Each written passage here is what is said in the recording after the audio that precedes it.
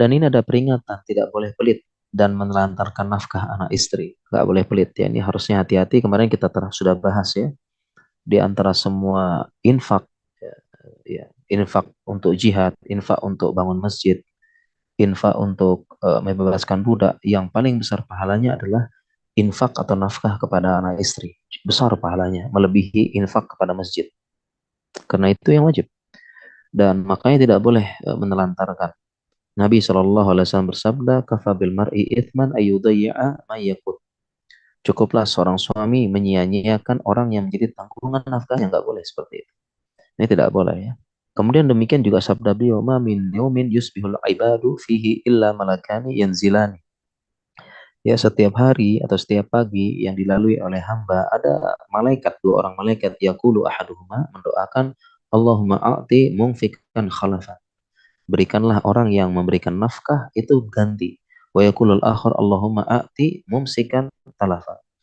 Ya, yang lain mendoakan, ya Allah berikanlah orang yang menahan harta pelit itu talafan, kerusakan pada hartanya, seperti itu. Ya, jadi kita jangan pelit-pelit seperti itu ya, nggak boleh. Ini dosa besar malah ya, dosa besar. Dan yang kemarin kita selalu bahas, yang paling berhak mendapatkan uang kita menikmati anak istri, ya anak istri seperti itu. Ya, kita lanjutkan. Nah, bagaimana kalau suami pelit gitu ya? Maka istri boleh mengambil uang suami tanpa sepengetahuannya dan mengambilnya secukupnya jika suami pelit.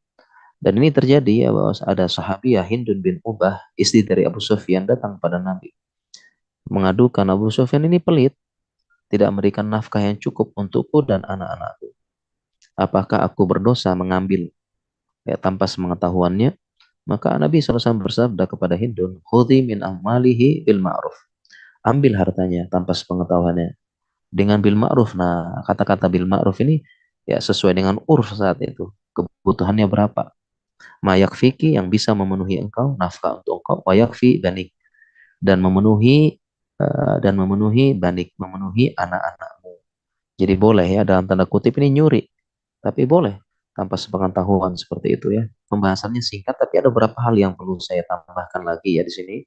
Ya, mengenai nafkah kepada istri, ada beberapa keadaan di mana suami tidak wajib menafkahi. Ya, beberapa keadaan suami tidak wajib menafkahi istri. Ya. Yang pertama, ketika istri keluar rumah tanpa izin atau istri safar tanpa izin suami, maka suami tidak wajib menafkahi. Ya, sebagaimana fatwa para ulama wal fuqahu yuqarriruna anna zauja la yulzimuhu nafaqatu safari zaujatihi.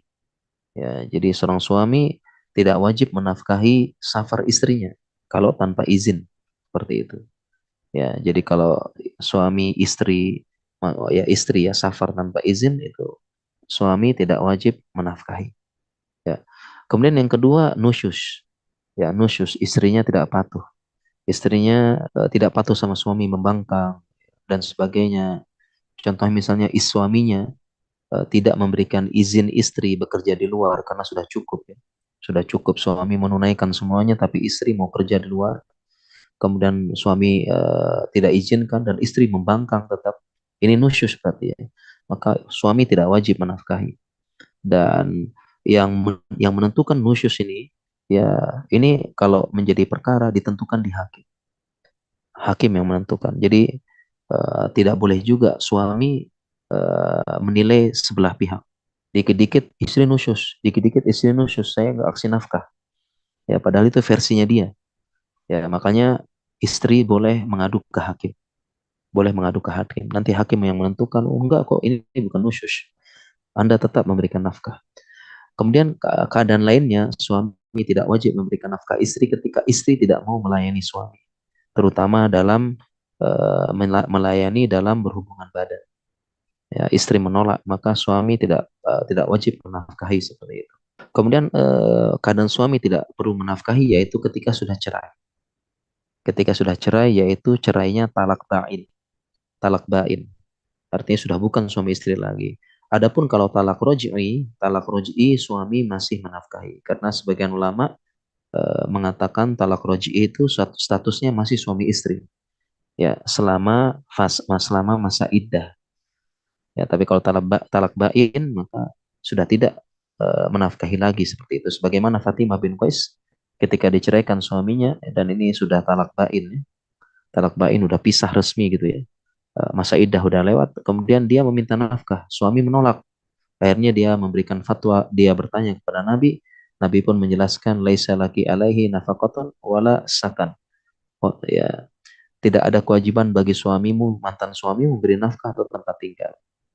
Seperti itu, ya. Kemudian ada tambahan juga kalau wanita tersebut hamil, ya, kemudian ditalak bain, maka tetap wajib dinafkahi sampai melahirkan.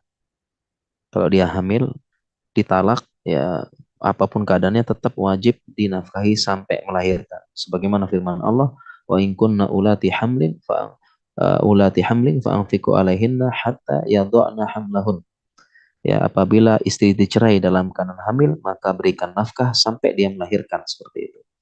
Ya. Nah, kemudian ketika istri menyusui anaknya dan sudah cerai begitu ya, maka wajib memberikan upah.